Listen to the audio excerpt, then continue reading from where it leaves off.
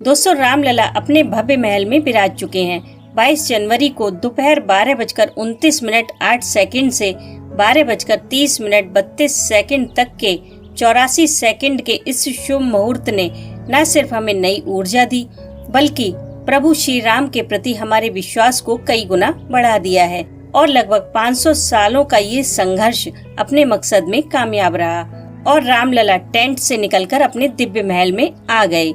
इस प्राण प्रतिष्ठा ने हिंदुओं की धार्मिक भावनाओं को एक सूत्र में पिरो दिया है। अब कोई बाबर, अकबर या फिरंगी हम पर शासन नहीं कर पाएगा। अब हमारे राजा स्वयं प्रभु श्री राम हैं। और इस नए राम मंदिर में जो मूर्ति विराजित की गई है वो कर्नाटक के तुंगभद्रा नदी के काले पत्थर से बनाई गई है। इस मूर्ति की खास बात ये है कि इसे एक ही पत्थर से तराशा गया है, यानी कि इसमें कोई भी दूसरा पत्थर यूज नहीं किया गया है। इस पत्थर की विशेषता ये है कि इससे दूध के गुणों में कोई परिवर्तन नहीं आता, इसलिए रामलला के अभिषेक के बाद प्रसाद को ग्रहण किया जा सकता है और यह मूर्ति हजारों सालों तक ऐसी ही बनी रहेगी, यानी कि रोली, चंदन या अभिषेक से इसे कोई नुकसान नहीं होगा। अब बात करते हैं मूर्ति की विशेषता की। रामलला की मूर्ति के ऊपर स्वास्तिक, ओम, शंख, चक्र, गदा और गणेश जी विराजमान है और मूर्ति में ठीक पीछे सूर्य देव विराजमान है। रामलला के चारों ओर एक आभा मंडल है। प्रभु श्री राम की भुजाएं घुटनों तक लंबी हैं, मस्तक सुंदर, आंखें बड़ी और ललाट भव्य है। इनका दाहिना हाथ आशीर्वाद की मुद्रा में है।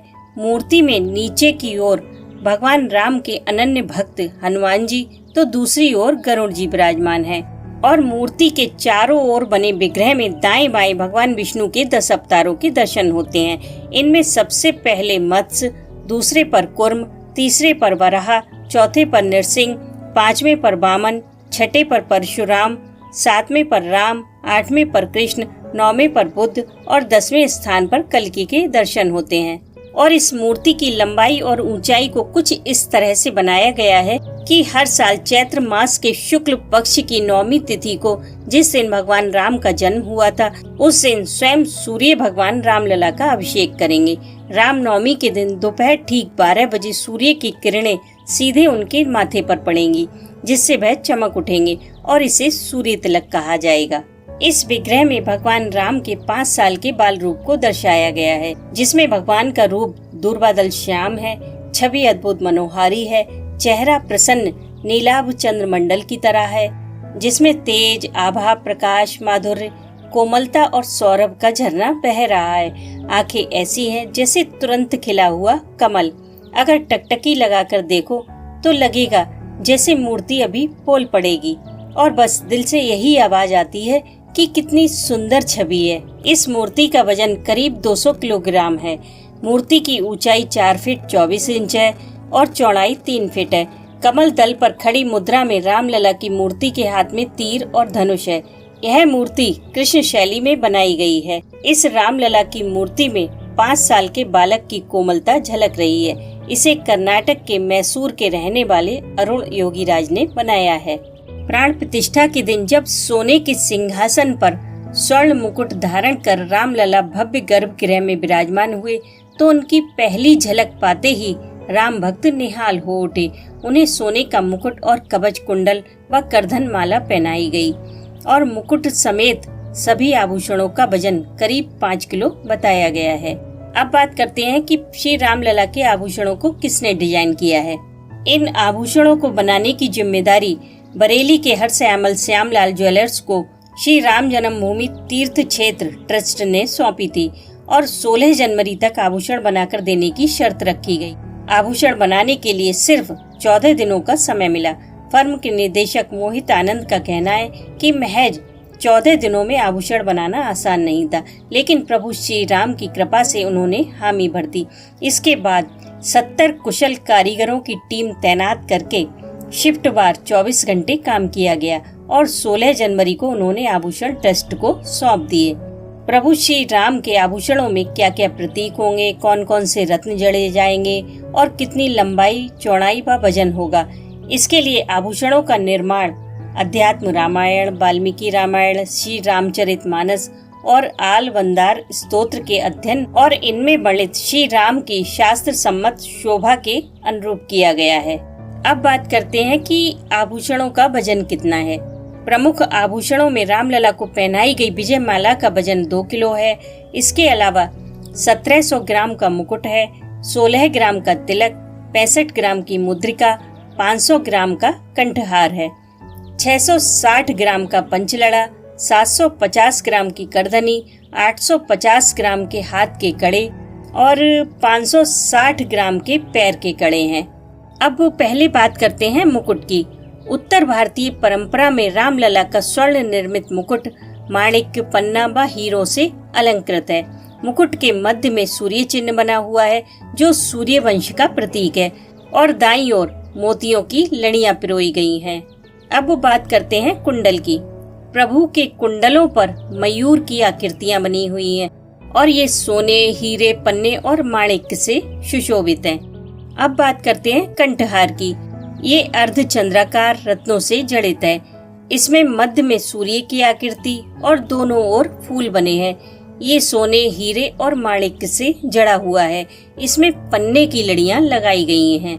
अब बात करते हैं हृदय की। रामलला के हृदय पर कौस्तुभ मणि है जो बड़े माणिक्य और हीरो से अलंकृत है। अब बात करते हैं पंचलड़ा की। ये कंठ से नीचे और नाभि कमल से ऊपर तक का हार होता है। ये हीरे और पन्ने का पंचलड़ा है। नीचे एक बड़ा पेंडेंट लगाया गया है। अब बात करते हैं पदिक की। रामलला के पैरों में सोने के कड़े और पैंजनियां पहनाए गए हैं। इसके बाद बारी आती है धनुष बाण की। प्रभु श्री राम के बाएं हाथ में सोने का धनुष है जिसकी लंबाई 5 फुट 5 इंच है। इसमें मोती, माणिक और पन्ने की लड़ियां लगी हैं। दाएं हाथ में 2 फुट का सोने का बाण है। अब बात करते हैं बनमाला और तिलक की। गले में फूलों की आकृति की बनमाला है। मस्तक पर पारंपरिक मंगल तिलक है जिसे हीरे और माणिक्य से बनाया गया है। अब बात करते हैं प्रभु के चरणों की। प्रभु श्री राम के चरणों में कमल है।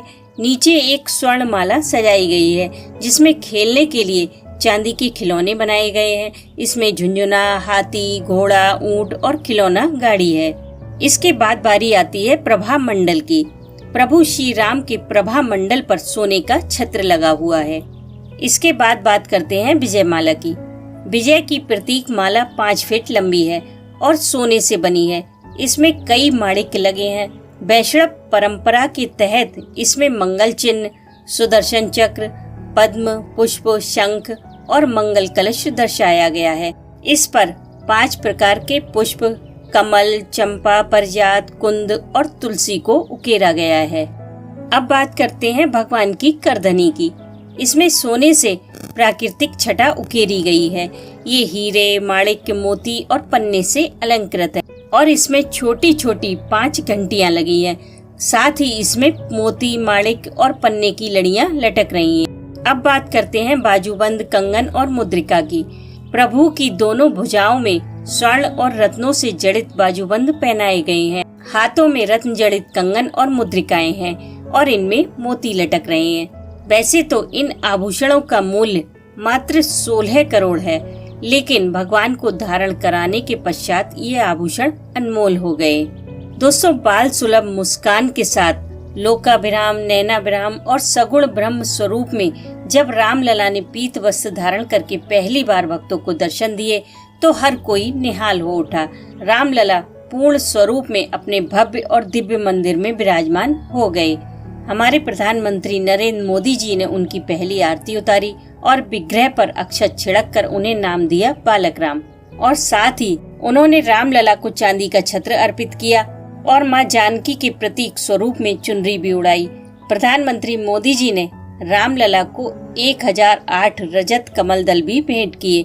यह दृश्य हर किसी को भावुक करने वाला था।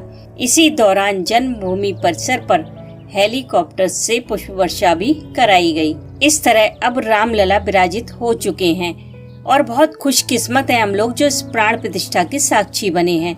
अब हमें भी अपने अंदर की बुराइयों का त्याग करके राम राज्य स्थापित करने की दिशा में कदम बढ़ाना होगा, और ये तभी संभव है जब हम दूसरों को बदलने की बजाय खुद को बदलने का प्रयास करें, क्योंकि जब हम बदलेंगे तभी तो जमाना बदलेगा। इसलिए अपने जीवन से कम एक बुराई का त्याग अवश्य करें और प्रभु श्री राम के चरणों में अपनी आस्था व्यक्त करने के लिए जय श्री राम अवश्य लिखें।